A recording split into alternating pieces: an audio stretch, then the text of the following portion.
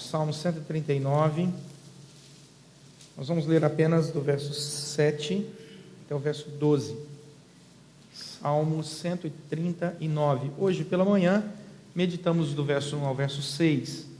Agora vamos meditar do verso 7 até o 12. Vamos ler juntos? Para onde me ausentarei do teu espírito? Para onde fugirei da tua face? Se subo aos céus, lá estás. Se faço a minha cama no mais profundo abismo, lá estás também. Se tomo as asas da alvorada e me detenho nos confins dos mares, ainda lá me haverá de guiar a tua mão, e a tua destra me susterá. Se eu digo, as trevas com efeito me encobrirão, e a luz ao redor de mim se fará noite, até as próprias trevas não te serão escuras. As trevas e a luz são a mesma coisa. Amém. Podemos assentar, irmãos? Vamos orar mais uma vez. Senhor nosso Deus, muito obrigado pelo imenso privilégio de estarmos na tua casa nessa noite, de prestarmos culto ao Senhor. Que o Senhor fale aos nossos corações pela tua palavra, que ela seja rica na nossa vida, possa nos instruir para a glória do Senhor. Oramos em nome de Jesus Cristo. Amém. Você já fugiu de alguma coisa grande? Bem grande?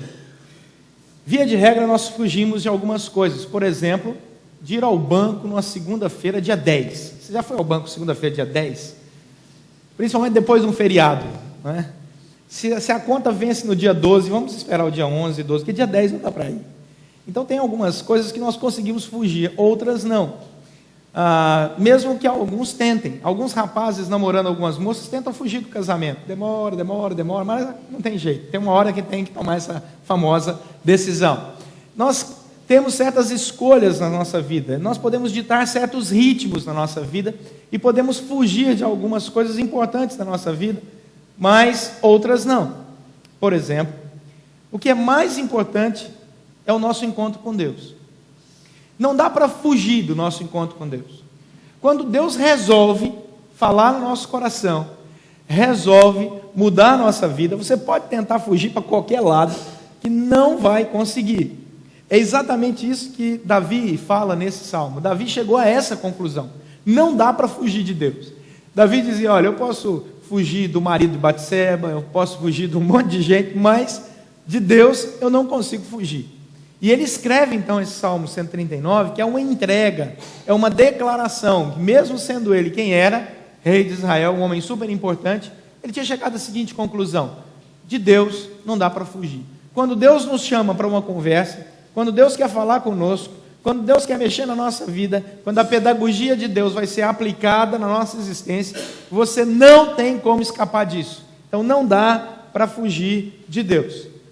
E as afirmações de Davi aqui são claras. Em primeiro lugar, olha o versículo 7. Ele diz que não dá para fugir de Deus, porque Deus é Espírito.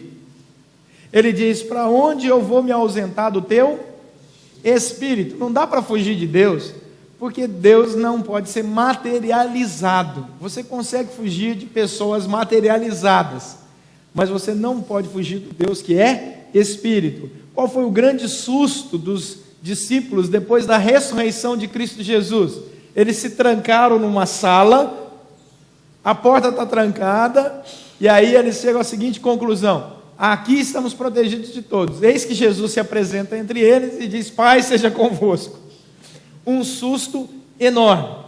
Ali Jesus não está se apresentando apenas espiritualmente, ele já é o Deus encarnado, ressuscitado. Mas a simples presença de Deus já é, para eles, assustadora. Porque nós não podemos fugir da presença do Deus que é Espírito, nem do Deus Filho ressuscitado, que já está com o seu corpo, e você pode vê-lo, abraçá-lo e até comer com ele. Portanto, não dá para fugir de Deus. Deus não está sujeito às leis físicas de tempo e espaço. Deus não está sujeito a lei alguma que o homem possa criar ou que a natureza queira subjugá-lo. Ele está acima de todas essas coisas. Deus faz o que quer, quando quer, do jeito que quer, e ponto final. E com quem Ele quiser, porque Ele é Deus. Então, se Deus quer ter uma conversa séria com você, não se engane, você não vai conseguir fugir dela. Certa vez, um jovem que havia optado por ficar um pouco longe de Deus e da igreja, foi raptado, sequestrado. Ele estava dirigindo seu carro, sua história é real. E ele conta no seu testemunho que ele foi jogado dentro do porta-malas e os homens trancaram ele. E ele começou a orar e clamar pela misericórdia do Senhor. E ele sentiu no seu coração a seguinte palavra de Deus: pois é, você vê o que eu tenho que fazer para você tirar um tempo de oração comigo, né? E aí, graças a Deus, a história termina bem, ele é liberto, saudável, e tudo correu bem. Deve ter sido em algum país por aí. A segunda coisa muito interessante da afirmação de Davi, é o versículo 7, é a parte B, é o fato de que Deus se interessa por nós. Olha, ele diz assim: para onde me ausentarei do teu espírito?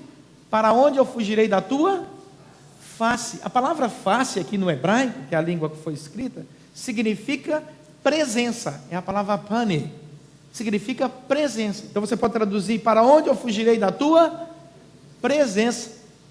Então ele diz que não é só uma presença qualquer, é uma presença evidente, que exige uma resposta. Essa é a ideia do texto. Porque você pode caminhar ao lado de alguém que está do seu lado geograficamente, mas não se interessa por você. Por exemplo, você já deve ter viajado de avião, de ônibus, com pessoas que estão sentadas ao seu lado, vão viajar horas e horas e sequer se dirigem a você, além do bom dia, boa tarde ou boa noite, não é? Você não desenvolve nenhum tipo de vínculo ou diálogo com aquela pessoa, porque não há interesse mútuo num diálogo para ser estabelecido. Algumas pessoas já até sentam e colocam um fone de ouvido, dizendo: olha, não quero papo, quero ouvir minha música, quero descansar aqui, por favor, não me incomode. Mas a presença de Deus, ela exige uma resposta, ela exige um diálogo. Para onde eu vou fugir de um Deus que é espírito e que quer conversar? Ele quer falar, Ele quer nos ouvir.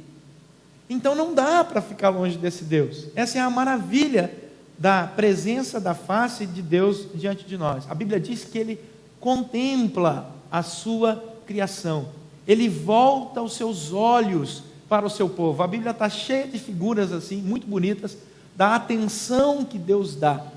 Eu não sei se você já conversou com pessoas que você está conversando com elas, mas qualquer coisa chama a atenção dela, menos o que você está falando. Não aponta para ninguém, em nome de Jesus. Mas se acontecesse com você, não é? Então, você está conversando com uma pessoa e a pessoa está falando assim para você: pois é, você está na frente dela. Pois é, mas eu também acho que não pode ser. Olha, eu acho, não, claro, não, mas e você está na frente dela. Isso acontece demais. Nós conhecemos pessoas assim, que são distraídas, querem prestar atenção em todas as coisas. Para nós, pastores, no final do culto, acontece muito. Nós estamos cumprimentando alguém e outro pastor, tá bom, você está cumprimentando alguém, não, então tá bom, então. Isso é natural, isso é próprio, ou da intimidade do convívio, como nós temos aqui, ou da própria distração que algumas pessoas têm por natureza, como parte intrínseca do seu ser, do qual eu sou talvez o maior representante de toda a face da terra. Então estou aqui, né, assumindo a minha culpa. Mas Deus, quando Ele olha para nós, Ele se interessa na nossa vida, no nosso assunto, Ele foca. Deus tem foco. O mundo inteiro está sob sua direção, mas Ele para ouvir nossa oração. Ele tem essa capacidade de ser onisciente, onipresente e onipotente. Ele pode ouvir milhares de orações ao mesmo tempo. Tem um filme que fala a história do Todo-Poderoso, um homem que recebe de Deus a incumbência de ser Deus. E ele acha aquilo maravilhoso, até o momento em que ele tem que responder as orações. Então ele vai para o computador e fala: já sei, ele cria um programa e diz sim para todas as orações. Em menos de 24 horas o mundo vira um caos. Vira um caos. Porque total desgoverno. Não é assim que Deus dirige o mundo. Deus tem projeto e plano para cada pessoa. Então não dá para fugir desse Deus quando Ele nos chama para esse diálogo pessoal. Versículo 8. Não dá para fugir de um Deus que está em todos os lugares. Diz o versículo 8: se eu subo, o Senhor está lá. Se eu desço, o Senhor está lá. Versículo 9. Se eu tomo as asas da alvorada e vou para bem longe, ainda lá o Senhor está. Versículo 10. Se eu descer para o inferno, é a palavra hebraica Sheol, o Senhor vai estar lá. Em 1 Pedro, capítulo 3, verso 19, a Bíblia nos conta que Jesus, e essa foi uma das características do seu ministério, né? Nesse período em que ele ficou 3 dias morto, na concepção humana de morte, né? Ele vai aos espíritos em prisão, diz Pedro, e ele proclama a sua vitória. A palavra grega lá é a proclamação, é kerixo, diferente de querigma, que é pregar para conversão. Ele kerixo, ele proclama a sua vitória aos espíritos em prisão. Ele chega lá no inferno e diz: olha, quero só avisar que eu estou vencendo a morte, então está tudo certo, agora está lavrada a sentença final e eterna para a vida de todos vocês. E ele retorna então a nossa realidade aqui, ressurreição e glorificação e tudo mais. Então, nós percebemos que o autor, Davi, já pré-anunciava aquilo que profeticamente aconteceria em Cristo, ou seja, a presença de Deus em todo o universo, inclusive no inferno. É isso mesmo, Deus manda até lá. O gerente é Satanás, mas quem manda é o Senhor. Eu sei que isso é assustador para algumas pessoas, mas para aqueles que entendem a Bíblia, quando ela diz que Deus é soberano sobre todas as coisas, você entende que até no inferno é necessária a autorização divina para funcionar. Quer ver um exemplo? Quando Satanás se apresenta diante de Deus lá em Jó, ele tem que ter a autorização de Deus para tocar nos bens e na história da vida de Jó, sem a qual ele não poderia tocar. Porque nós não cremos no dualismo eterno, que é Satanás lutando contra Deus a eternidade toda. Cremos num Deus que é soberano e que dirige todo o universo, inclusive os anjos bons e maus, que são rebeldes aos seus projetos, mas que ainda assim estão debaixo de sua soberania, poder e graça. Esse é o Deus da Bíblia. Como diz um professor de teologia, muitos anos atrás, durma com essa. O deísmo não crê nisso. O deísmo crê que Deus existe, mas ele criou a humanidade e foi embora. E deixou as regras morais, diria Immanuel Kant, que a Bíblia é um regulador apenas moral e a razão exerce força sobre ela. E o deísta acredita nisso. Mas não é o nosso caso. Cremos num Deus que interage com a sua criação. A começar em Adão. Diz a Bíblia que Deus andava com Adão na viração do dia, falando sobre as coisas do jardim. E Jesus Cristo em Mateus diz: eis que estou convosco todos os dias até a consumação dos séculos. Então Deus está conosco. Se eu subo nos mais altos céus, ou se desço nas mais escuras profundezas do universo, Deus ainda está lá. Sabe o que diz a Bíblia? Diz aí o Salmo 139, que ainda lá Ele haverá de me guiar. Versículo 10, com a sua mão. A palavra guiar aqui é tomar o controle. É tomar o controle. O cristão sente a presença de Deus, entende o dialogar de Deus, descansa na presença soberana do Senhor e diz para ele: Senhor, eu quero dizer uma coisa, o Senhor não é convidado, o Senhor é o proprietário da minha casa. O Senhor não é um convidado da minha casa, o Senhor é o dono dela. Eu gosto muito de uma ilustração de uma pessoa que está dirigindo o carro e vê Jesus no acostamento da estrada, e ele vem, olha e diz: olha, é Jesus, e continua o seu caminho. Mas tem outro que vem com o carro e olha e diz: olha, Jesus ali, e estaciona, abre a porta e diz: Senhor, entra aí, e sai andando com o seu carro. Mas o verdadeiro cristão, segundo essa ilustração, é aquele que olha e diz: olha, é Jesus, para o carro e diz: Senhor, seja bem-vindo, aqui está a chave, o Senhor dirige. Essa é a diferença do verdadeiro cristão. Senhor, o Senhor está no controle, então o Senhor me guia, é o que diz o versículo 10, esse é o sentido da palavra hebraica aí. O Senhor me guia pela sua mão, é a ideia de controle, é a ideia de que alguém segurou a minha mão e tem poder para dizer: agora sim, agora não, agora vamos andar mais rápido, agora mais devagar. Quem já andou com um menino pequeno sabe o quanto uma mão é poderosa, né, nessa experiência para guiar os filhos aí, ou os sobrinhos, e assim por diante. E quem ainda não teve essa experiência, em breve experimentará. Né? É uma benção. Segunda coisa do versículo 10, diz que Ele não apenas nos guia, mas Ele nos sustenta com a sua destra. Essa expressão no hebraico significa Ele nos pega como possessão, como posse dEle, e diz, esse é meu, eu guardo. Nós já vimos hoje pela manhã, no versículo 5, que Ele põe a mão sobre nós e nos guarda poderosamente debaixo do seu poder. Agora, Ele não apenas nos protege, mas nos sustenta. Então Ele nos conduz e nos sustenta. Você está onde está, porque Deus te colocou e Ele vai te sustentar. Se você ouviu o convite dialogal de Deus e entendeu esse convite, descanse, porque Ele tem poder não apenas para estar lá, em todo lugar, em todo tempo, mas Ele também tem poder para te sustentar onde você está. E Ele sustenta de maneira eficaz. Isaías, capítulo 43, do verso 1 ao verso 7, vamos lá? É só andar um pouquinho para frente. Isaías, capítulo 43, do verso 1 ao verso 7, diz assim: mas agora, assim diz o Senhor, que te criou, ó Jacó, e te formou, ó Israel, não temas. Por quê? Porque eu te remi. Por que eu não devo temer? Porque Deus é quem remiu. Por que eu não devo temer? Porque Ele é quem chamou. Chamei-te pelo teu nome. Por que eu não devo temer? Porque Ele me chamou, porque Ele me remiu e porque Ele me tem como possessão. Não temas, porque eu te remi, chamei-te pelo teu nome e tu és meu. Palavra de Deus, tu és meu. Quando passares pelas águas, eu serei contigo. Quando pelos rios, eles não te submergirão. Quando passares pelo fogo, não te queimarás, nem chama arderá em ti, porque eu sou o Senhor teu Deus, o Santo de Israel, o teu Salvador. Dei o Egito por teu resgate, e a Etiópia e Sebá por ti, visto que foste precioso aos meus olhos, digno de honra, eu te amei, darei homens por ti e os povos pela tua vida. Não temas, pois porque sou contigo. Trarei a tua descendência desde o oriente e a juntarei desde o ocidente. Direi ao norte, entrega, e ao sul, não retenhas. Trazei meus filhos de longe e minhas filhas das extremidades da terra.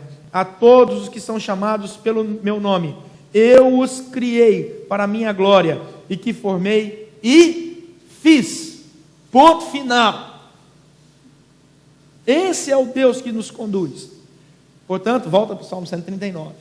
Não dá para fugir da presença de Deus, porque para Ele não existem impedimentos. Diz o versículo 11 e 12, lá do Salmo 139, assim: se eu digo, as trevas vão me encobrir, e a luz ao redor de mim vai fazer noite, o Senhor entra com o versículo 12, até as trevas não te serão escuras, porque os olhos do Senhor não podem ser tapados pelas trevas. Trevas e luz, para nós, distinguem dia e noite, a capacidade de ver longe ou ver perto, ou não ver absolutamente nada, mas para Deus não há esse tipo de impedimento. Então não dá para fugir da presença de Deus, porque para Ele não há impedimento algum. A escuridão na Bíblia é sinal de tropeço, de tristeza, de falta de direção, mas para Deus não existe tristeza, tropeço e falta de direção, porque Ele está nos sustentando, Ele está nos guiando com a sua boa mão. Então a Bíblia vai dizer assim: descansa, porque se o mundo olha as trevas ao teu redor, quero te dizer que quem te dirige não sofre esse tipo de impedimento, porque trevas e luz para Deus é a mesma coisa. Ele criou todas as coisas, Ele tem uma visão que vai além da nossa. Isso é maravilhoso, porque ser conduzido por esse Deus nos dá tremenda tranquilidade. Daí, a pergunta que não quer calar: tá bom, pastor, o senhor falou e falou, mas o que eu tenho que levar para casa? Meus irmãos, como eu disse no começo, nós temos várias opções na nossa vida, e podemos protelar algumas decisões, mas outras não. Mas tem uma que é a mais importante e que jamais poderá ser protelada por qualquer um de nós. É o chamado de Deus para que haja mudança na nossa vida. Porque para Deus não há impedimento. A teologia chama isso de graça irresistível. Quando o Senhor toca no nosso coração, nada pode nos impedir no processo de reconciliação com Ele, porque isso é graça. Eu quero te dizer que você não está aqui essa noite por acaso, porque não é o acaso que dirige a nossa vida. Quem dirige a nossa vida é Deus. Ele te guiou até aqui essa noite, Ele te sustentou até aqui, Ele te deu a capacidade intelectual de absorver o que eu estou falando, e a palavra é dele, não é minha, para dizer uma coisa para você nessa noite. Chega de protelar aquilo que não pode ser protelado, e volta logo para os braços do Pai, e descansa na soberania, graça e cuidado dele para a sua vida, porque não tem lugar melhor para estar do que na presença desse Deus maravilhoso. Vamos curvar nossa cabeça e fechar os nossos olhos.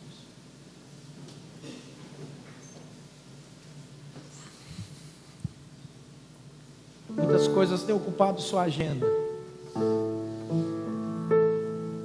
Você tem prazos, boletos para pagar. Você tem provas para fazer na escola e trabalhos para entregar. E você observa todos esses prazos. Mas eu quero te dizer que nessa noite, aprove a Deus te trazer aqui para dizer que não há mais impedimentos entre a graça dele e o seu coração, e que ele deseja que você se renda, porque ele não quer violentar a sua alma, mas quer dialogar com você. E se você ainda não entregou a vida a Cristo dessa forma, eu quero te convidar em nome de Jesus Cristo nessa noite para que faça. Não deixe passar essa oportunidade. E se um dia você já fez essa entrega, mas essa entrega foi tão fraca que já se desvaneceu na sua história, reafirme essa entrega nessa noite, numa nova disposição de vida, de andar na presença desse Deus que hoje te convida. E aí mesmo onde você está, eu quero dizer que eu quero orar pela sua vida. Eu quero pedir que em nome de Jesus, se você deseja, e você entendeu que o Senhor te convida nessa noite para essa caminhada, eu quero que você levante a sua mão, porque eu quero orar daqui, levantando a minha mão na direção da sua mão, e pedindo a esse Deus que é Espírito, que abençoe a sua vida. Pode fazer isso, estenda a sua mão, porque eu quero orar por você. Deus te abençoe lá em cima, Deus abençoe, Deus abençoe, Deus te abençoe, Deus te abençoe, Deus te abençoe, Deus te abençoe, Deus abençoe lá atrás, Deus abençoe no último banco, Deus abençoe ali à direita, Deus abençoe, Deus te abençoe, Deus te abençoe, Deus te abençoe, Deus te abençoe aqui à frente, Deus abençoe, Deus abençoe. Diga: Senhor, eu quero isso, eu entendi, eu quero isso, eu não quero mais protelar esse nosso encontro, esse nosso diálogo. Mantenha sua mão estendida, porque eu quero orar por você. Senhor, nosso Deus e Pai, em nome de Jesus Cristo, somos aqui o teu povo, rebanho do teu pastoreio. A palavra é tua, a igreja é tua, a autoridade é tua, a glória é tua. Ó Senhor, nós queremos te agradecer, porque o Senhor, na tua palavra, sempre nos convida a esse diálogo. E nós entendemos hoje, pela ação do teu Santo Espírito, que esses nossos irmãos e irmãs foram tocados de maneira especial pela tua graça. E em nome de Jesus Cristo, confirma, Senhor, esse toque dia após dia. Que eles saiam daqui renovados, alimentados, alegres, confiantes, fortes e seguros na tua direção. E assim possam viver a plenitude da beleza, da alegria, da tua graça na vida daqueles que se entregam a ti. Ó Senhor, que eles possam professar, testemunhar, contar desse encontro maravilhoso com o Senhor. E a todos nós aqui, Senhor, que temos essa jornada, em nome de Jesus Cristo, sustenta-nos. Não permita, ó Deus, por nada nesse mundo, que essa chama viva que o Senhor colocou no nosso coração perca força e ilumine pouco. Mas faz, ó Deus, em nós, dia após dia, verdadeiros adoradores, em espírito e em verdade, com testemunho nos lábios que glorifique o teu nome, andando em vitória, dia após dia, para a glória do teu próprio nome. Abençoa, Senhor, a tua igreja aqui reunida, cada família aqui representada, agora e em nome de Jesus Cristo e para todos sempre. Amém.